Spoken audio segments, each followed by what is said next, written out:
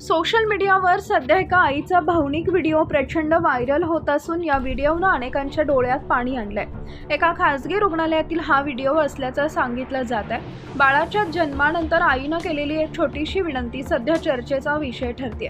व्हिडिओमध्ये दिसते की एका महिलेनं नुकताच गोंडस बाळाला जन्म दिला।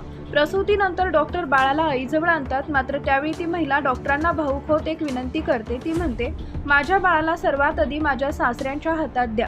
महिलेचे हे शब्द ऐकून तिथे उपस्थित असलेले डॉक्टर, नर्स आणि कुटुंबीय काही क्षण भावुक होतात। महिलेनं पुढे सांगितले, माझ्या सासऱ्यांनी मला कधीच सुनेसारखी वागणूक दिली नाही। त्यांनी मला नेहमी मुलीसारखं जपलं। माझ्या प्रत्येक अडचणीत ते माझ्या पाठीशी उभे राहिले। वडिलांसारखी माया त्यांनी माझ्यावर केली। त्यामुळे माझ्या बाळाला पहिल्यांदा त्यांच्या हातातच द्यावं ही माझी इच्छा आहे। यानंतर डॉक्टरांनी नवजात बाळाला आजोबांच्या हातात दिलं।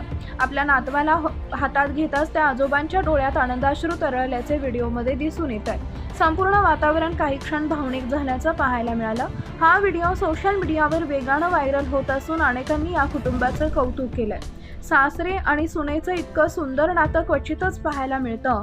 हीच खरी माणुसकी। नात्यांमध्ये प्रेम आणि आदर असेल तर घर स्वर्ग बनतं, अशा प्रतिक्रिया नेटकरी देताना दिसतायत। आजच्या काळात सासू सुनेचे किंवा सासरच्या नात्यांबाबत अनेक नकारात्मक घटना समोर येत असताना हा व्हिडिओ मात्र नात्यातील प्रेमळ, जिव्हाळा आणि विश्वासाचं सुंदर उदाहरण ठरतोय। यामुळं हा भावनिक क्षण अनेकांच्या मनाला स्पर्श करून जातोय।